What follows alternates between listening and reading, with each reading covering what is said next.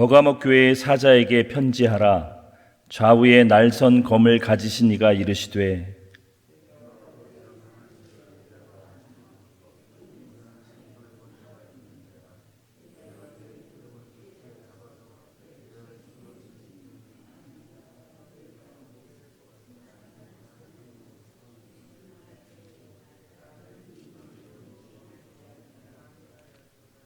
그러나 내게 두어 가지 책망할 것이 있나니 거기 내게 발람의 교훈을 지키는 자들이 있도다.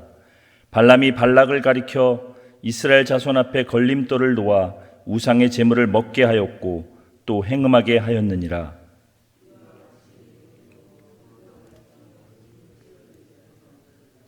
그러므로 회개하라.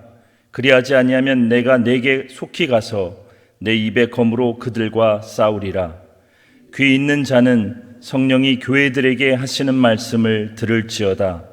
이기는 그에게는 내가 감추었던 만나를 주고 또 흰 돌을 줄 터인데 그 돌 위에 새 이름을 기록한 것이 있나니 받는 자 밖에는 그 이름을 알 사람이 없느니라. 아멘. 우리가 토요일과 주일에는 요한계시록을 묵상하고 있습니다. 오늘은 특별히 아시아에 있는 7교회에 보낸 주님의 말씀 중에 세 번째 버가모 교회에 보내는 말씀을 묵상하게 되었습니다. 오늘 말씀 12절, 로마는 그 당시에 가장 거대한 나라였습니다. 수많은 영토를 다스리고 모든 세계는 로마로 통한다는 말이 있었던 것 같이 전 세계를 다스리던 국가였습니다. 그런데 그 로마가 전 세계를 다스리던 가장 중요한 원리는 힘이었습니다. 다시 말하면 검으로 그 세계를 다스렸습니다. 특별히 로마는 각 지역에 총독을 파견해서 그들로 그 지역을 다스리게 하였는데 총독은 그 지역에서 그들을 죽이고 살릴 수 있는 생사 여탈권을 가지고 있었습니다. 그러니까 그 지방에 그 사는 곳에 심판자요, 권위를 가진 자로 서게 되었습니다. 그래서 그런 로마의 권위를 검의 법이다 이렇게 말하곤 했습니다. 오늘 12절 말씀이 그래서 이렇게 시작합니다. 우리 12절 말씀 함께 읽어보겠습니다. 버가모 교회의 사자에게 편지하라. 좌우에 날선 검을 가지신 이가 이르시되, 오늘 주님을 좌우에 날선 검을 가지신 이라고 표현하는 것은 이 로마의 검의 법, 이 검을 권위로 가진 것을 빗대어 말씀하시는 것입니다.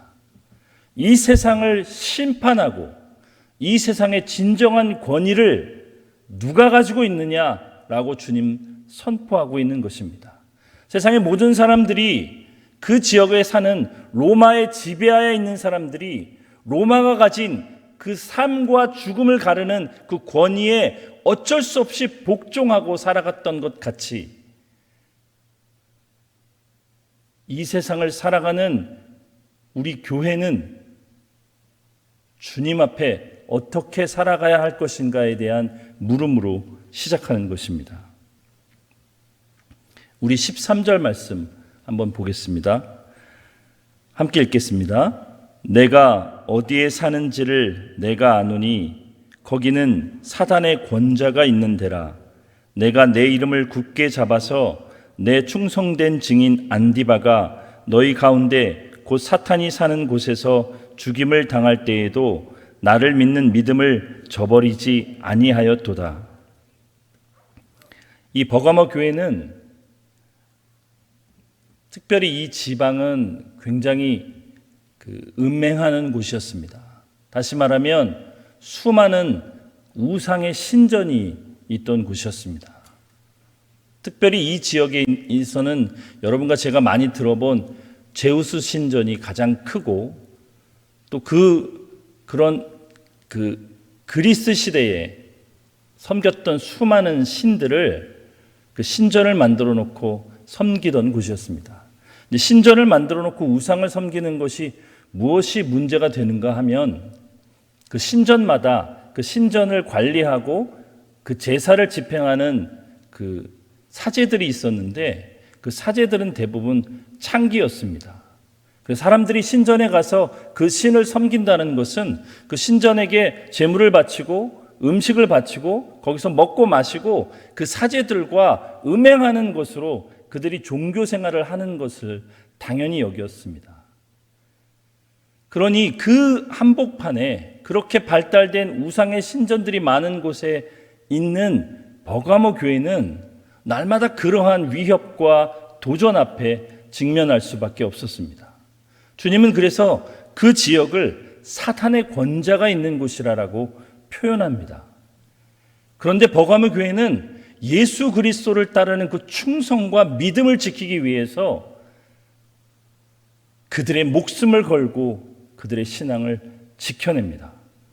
오늘 여러분과 제가 읽었던 것 같이 그 교회에는 순교자가 나올 정도로 그들은 그들의 모든 것을 걸고 이 신앙을 지켜냅니다. 그런데 여러분, 거기서 그치지 아니하고 주님은 14절에 이렇게 훌륭한 교회, 이렇게 아름다운 교회를 향하여서 책망을 하시는 모습을 우리가 보게 됩니다. 우리 14절 말씀, 14절, 15절 우리 함께 읽어보겠습니다. 그러나 내게 두어 가지 책망할 것이 있나니 거기 내게 발람의 교훈을 지키는 자들이 있도다. 발람이 발락을 가르쳐 이스라엘 자손 앞에 걸림돌을 놓아 우상의 제물을 먹게 하였고 또 행음하게 하였느니라. 이와 같이 내게도 니골라 당의 교훈을 지키는 자들이 있도다. 이 사건은 민수기 25장에 나오는 사건을 인용해서 하는 말씀입니다. 이스라엘 백성이 하나님의 놀라운 역사하심으로 애굽의 종되었던 곳에서 구원함을 받아 자유인이 돼서 가나안으로 행군하는 중에 그 모압 왕 발락은 이스라엘의 그 강성해지는 것, 그들이 거대한 세력을 이루고 전진해 오는 것을 보고 큰 위협을 느끼게 됩니다. 그래서 그 당시에 그 선지자였던 발람에게 이스라엘 백성을 저주해 달라고 부탁하면서 수많은 물질과 그 높은 어떤 권위 이런 것들을 보장합니다. 발람은 그 세상에서 주는 그 풍족함에 욕심이 생겨서 이스라엘 백성을 저주하려고 합니다. 그런데 하나님이 발람을 막습니다. 저주하러 올라가면 축복하게 하시고, 저주하러 올라가면 축복하게 하시고, 저주하러 올라가면 축복하게 하시는 일이 벌어집니다. 그런데 발람은 너무나 그런 세상의 것들을 가지고 싶습니다. 그래서 어떻게 하냐면 모압 왕 발락에게 이스라엘 백성을 무너뜨릴 꾀를 가르칩니다. 그래서 민수기 25장에는 어떤 일이 기록되어 있냐면 모압의 여인들이 이스라엘 백성에게 찾아가서 그들을 유혹합니다. 그리고 그들과 음행합니다. 그리고 그들이 섬기는 우상의 신전에 그들을 데려가 함께 먹고 그 우상에게 절하게 만드는 일이 벌어집니다. 여러분, 오늘 성경은 그것을 발람의 교훈을 따르는 자, 그리고 15절에 니골라 당의 교훈을 따르는 자로 표현하고 있습니다. 버가모 교회가 순교자를 배출할 정도로 그들의 신앙, 그들의 정결을 지키고 있었음에도 불구하고 그 교회 안에 이 발람의 교훈, 하나님을 버리고 우상을 섬기는 자들이 버젓이 존재하고 있었다는 사실은 우리에게 커다란 충격입니다. 주님은 무엇을 말씀하시는 것일까요? 여러분, 오늘날도 이때와 다르지 않습니다.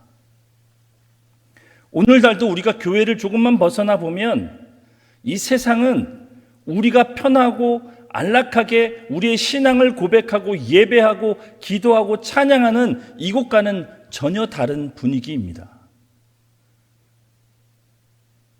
왜 이렇게 어려운 시대에 예배를 고집하느냐? 왜 너희들은 하나님을 따라 살아가느냐? 우리를 향한 수많은 위협과 질투와 시기와 고통이 우리를 기다리는 곳입니다. 여러분, 우리의 신앙생활은 밝은 면과 어두운 면이 있습니다. 우리가 주님을 따르기로 결단한 그때, 우리가 주님을 향하여 우리의 신앙과 믿음을 지키려고 결심한 그때 우리는 하나님의 자녀가 되는 복을 받습니다. 하나님께서 성령을 우리에게 보내주셔서 우리의 일생의 삶 가운데 지키시고 보호하시며 함께 하시는 축복을 얻습니다. 그러나 어두운 점은 우리가 주님을 따르기로 결단하고 그렇게 살아가는 순간 우리는 세상의 원수가 됩니다. 세상의 핍박과 세상의 조롱과 세상의 시기와 억울함들을 당하는 일들이 우리 신자가 살아가는 삶입니다. 그 신앙의 한복판에서 주님은 오늘 말씀을 통해서 우리가 우리의 개개인의 신앙의 싸움을 어떻게 싸워야 되는지에 대한 말씀을 하고 계시는 것입니다. 우리가 착각하는 것이 있습니다. 여러분, 현대를 살아가는 우리 신앙인들이, 교인들이 착각하는 아주 큰 것이 있습니다. 요즘은 옛날과 다르게 인터넷만 열면 수많은 큰 교회, 훌륭한 교회, 설교를 잘하시는 분들의 설교를 얼마든지 들을 수 있습니다. 그 교회를 직접 찾아가지 않아도 수많은 좋은 설교를 들을 수 있습니다. 그리고 옛날과는 다르게 대부분의 사람들이 자가용을 가지고 있어서 멀리 떨어져 있는 교회라 할지라도 큰 교회, 좋은 교회라고 소문이 나면 사람들이 다 그쪽으로 몰려듭니다. 어느 지역에 큰 교회가 생기면 그래서 작은 교회, 수십의 교회는 문을 닫아야 되는 비참한 일들이 벌어지고 있는 것이 오늘의 현실입니다. 신앙인들이 좋은 설교를 듣는 것, 큰 교회, 좋은 교회를 다니는 것을 자기의 신앙이 좋다고 생각하는 것으로 착각하는 경우가 많습니다. 오늘 성경은 그것에 대해서 말씀하시는 것입니다. 우리가 좋은 설교를 들었다고 해서, 훌륭한 목사님과 관계가 있다고 해서, 좋은 교회를 다닌다고 해서 우리 개개인의 신앙이 좋아지는 것은 아닙니다. 우리 개개인은, 교회에 속한 우리 성도는 각자가 싸워야 될 신앙의 싸움이 있는 것입니다. 각자가 살아가는 현실에서 우리가 교회의 일원으로, 하나님의 자녀로, 성도로 살아가야 하는 것입니다. 교회에서 행하는 말과 태도가 우리의 삶에서의 말과 태도와 일치해야 되는 것입니다. 거기에 엄청난 어려움이 있습니다. 교회가 순교하며 그들의 신앙을 지켰던 것 같이 우리가 그러한 개개인의 신앙의 싸움을 싸워갈 때 그 일은 결코 쉬운 일이 아닙니다. 그런데 주님은 그런 우리와 함께 하십니다. 주님이 좌우에 날선검을 가지신 이 세상의 진정한 권위자이시고 심판주이십니다. 그 주님께서 우리를 이기는 자로 만들어주시겠다고 하시는 것입니다. 우리 마지막 절 17절 말씀 우리 함께 큰 소리로 읽어보겠습니다. 귀 있는 자는 성령이 교회들에게 하시는 말씀을 들을지어다.